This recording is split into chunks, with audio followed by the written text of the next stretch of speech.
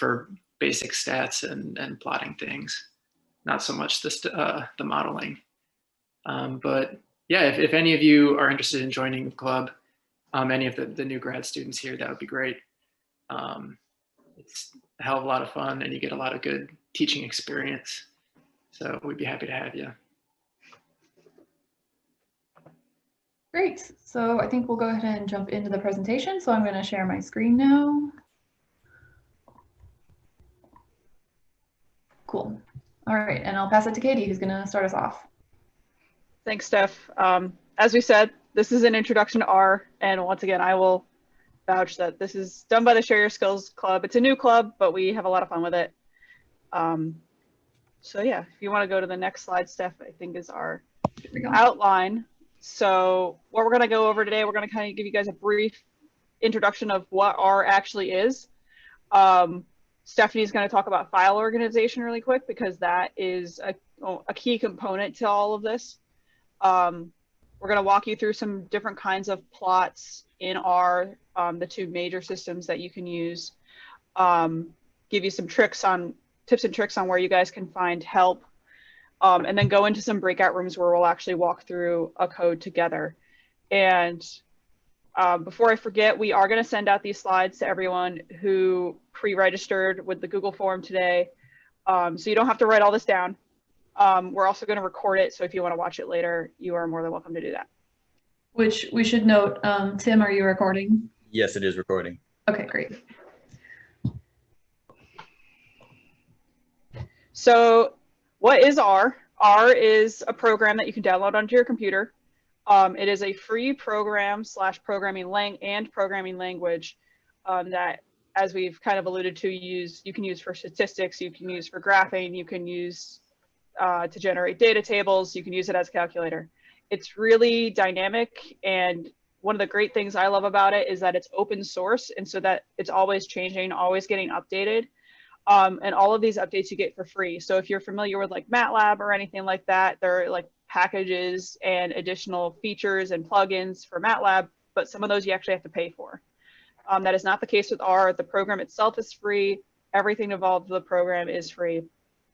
I will say, because it is open source, sometimes there are bugs and things. It happens. But how you run R, you can run R in a terminal window, kind of like what I'm showing you guys here on the left. This is what my R looks like. You can just run it through, I run it through the terminal program on my Mac, but you can get similar programs in Windows to do the same thing. And I just type the word, type a capital R, and it opens up R in that terminal, and then I can get started with whatever I'm doing. And you can make some really cool figures with R, which we're going to show you a little bit later. Kind of like the one on the right. The figure on the right is actually something that I've published that was made complete with R, and we're going to show you the building blocks to get to a plot like this at the end in the breakout rooms. Okay, thanks, Katie. So the other side of the console window, which Katie just showed you, is what's called a GUI or GUI, or a graphic user interface. Whether you know it or not, you're all familiar with this. Basically, any button you've ever clicked on a computer is part of a graphic user interface. Anything that doesn't involve typing your commands onto a console is essentially run with a GUI. So graphic user interfaces are a little bit more user-friendly, but at the cost of some flexibility. So you kind of see an example of this off to the right here. On the top there, you've got a classic GUI program where you'll enter in your data, and then you hit the calculate button. And then kind of behind the scenes, or in the code, the computer is running this calculation that will then spit out your grade, in this case for the course. The console window on the bottom there involves actually typing out the individual commands and telling the computer exactly what you want it to do. So like I said, GUIs are a little bit more user-friendly. You just click a button, whereas the consoles will have a little bit more flexibility. But part of the reason people seem to struggle so much with computers is they do exactly what we tell them to do. Exactly. Sometimes we don't know what we want them to do. So consoles can be a little bit, I guess, more difficult to use and have a steeper learning curve. But RStudio is the GUI for R that we're going to be looking at today as well. Again, this has a couple more buttons and is a little bit more user-friendly, a little bit easier to learn than the R console. If you're just starting out and if you're not familiar with coding. If you're familiar with command line coding, terminal coding, anything like Python, stuff like that, you can probably pick up R relatively quickly in a console. But if not, I'd recommend RStudio.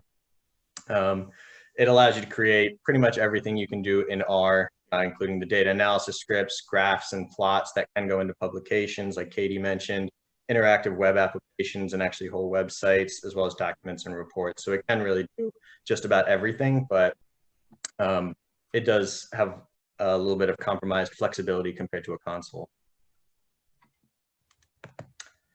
And so we're going to take a quick look at the RStudio interface. So that's what you guys are seeing here.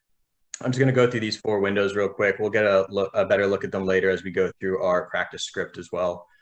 So first, you've got the source editor in the top left corner. That's going to be where you write all of your scripts. When we say a script, this is just really a list of commands that you can save really as a file, similar to a text file or any Word document. And you can save this and use it again later to analyze other data or anything like that. The console in the bottom left, this is kind of similar to the terminal console that Katie was referring to, where you can actually type out your commands here. And this is where you'll execute commands and the output will be shown by the R program. Then the next window that we've got is the top right. This is the environment. This is where R is going to store all of what we call your data objects. So think of data objects as something like, it could be as simple as an Excel file. So literally just rows of variable or rows of samples and columns of variables. That can be an object, and those are all shown up there in your environment. There's also the history and connections up there, but we're not going to worry about that too much today. The final window to look at is going to be mostly our plot window. This is going to be where any plots that you create pop up, but there's also the packages and help window that we're going to look at in our example script later. But just for now, know that you can load packages there. We'll talk about packages a little bit later in the presentation, as well as you can get help on any of the packages or commands within those packages that you're going to be using in R. So like I said, pretty user-friendly here, not too difficult to assimilate information. So as I mentioned, the packages that we're going to be working with today are really just groups of functions that have a similar utility. And that's what all packages are. The example we're looking at today is ggplot. You guys have probably heard about this. If you're taking any statistics courses or really any courses, probably your professors are telling you to try to do it in R and more specifically in ggplot. It's just a package that contains functions for creating and customizing your plots. And the nice thing about these packages, ggplot as well as really any package, is that because R is open source, as Katie mentioned, it's run by the community, and so it's constantly being updated, upgraded, and people are making new packages, improvements, fixing bugs, and things like that. So it's constantly being made better, which is nice. The actual installation, we're going to also go through this in our example script. There's 2 ways to do it. So just as an example of this console versus GUI interface, the line of code there, the first bullet under installation is what you would type into your console to load a package, or you could follow the steps in the next bullet down, clicking in your, I guess it would be the toolbar to install a specific package. So you can do it both ways. And one big theme here is going to be the fact that there are multiple ways to do just about everything in coding. So find what works for you. So whether it's the console or GUI interface, do whatever works for you. Final note there is just that R saves all the packages that you load basically as files. So they'll be stored on your local computer in a folder, and it's just good to know where that folder is.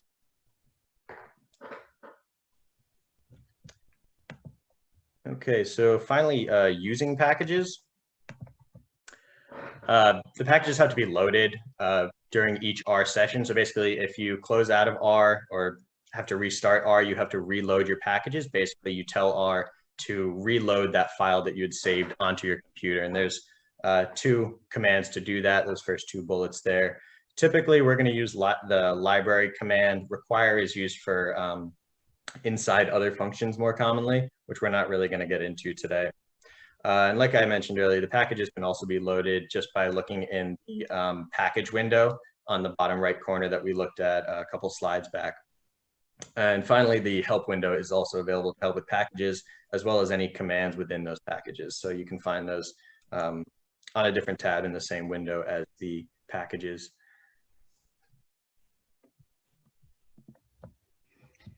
Okay, so as promised, we're going to talk about file organization a little bit, and this is something that is definitely a huge pet peeve for me. If I see a desktop like this, I want to scream. So I would definitely suggest finding an organization system that is not this, because you'll never be able to find your files again. And as for using them in R, you need to know all of your file paths to be able to use them in R. So this is really useful not only for your basic life functions and classes and everything, but actually for using R effectively. So what I really like, what works well for me, is nested folders. So this is a screenshot from my computer where I just had all of my classes within one folder, and then I separated it out by semester, and then within each of those I have a folder for each class, and I probably have folders within those for homework and for lectures and everything like that. So that really works well for me to do nested folders. And one note for if you're going to use a file path for R is you really want to try not to have spaces in those file paths. So if you can look at my example at the bottom, most of it I'm using underscores where there would be a space, but oops, I do have one there because I made this folder a while ago when I wasn't thinking about making it a file path for R. So far it hasn't caused me many problems, but I'm aware that maybe if there's a broken file path like this, I would probably want to look for spaces and try and fix it. And then for file naming, again, I know I've definitely seen plenty of people keyboard smash and they think they're going to find it again, but you won't, I promise. It's much better to have a descriptive file name saying exactly what the code does, or you could put a date on it. Actually, that's a very good idea if you are sending files back and forth. You want to have your name and date always to be showing what version it is. If you're working on a group project, if you're sending things back and forth with your advisor, it's a really good practice to get into to keep the name and date and have a descriptive name. Another method that I've seen people use, and I've used sometimes myself, is if you just have one folder on your desktop where you're keeping all of your current project files in there. So then you can always just point to that desktop folder while you're writing your code for the duration of your project, and you can always find it in there. That's a method I've used before, but right now I kind of have switched to those other nested folders.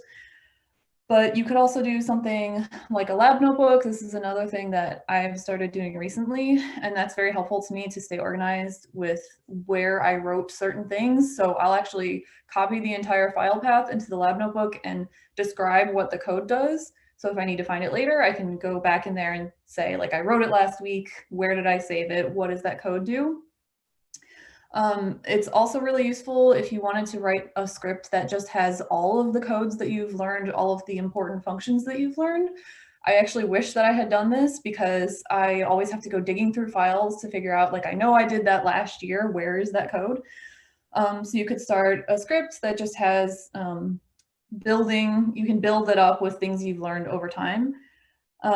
And the final note I want to make here on the organization is that I've described a lot of things that I've seen work for other people or that worked for me, but it's really important that you find something that is logical to you and that you can lay your hands on whatever code that you need or whatever file that you need really quickly, instead of just having that huge mess on your desktop. And that's another thing, we just keep saying, find the thing that works for you. There's multiple ways to code, there's multiple ways to organize, but it's important that it works well for you.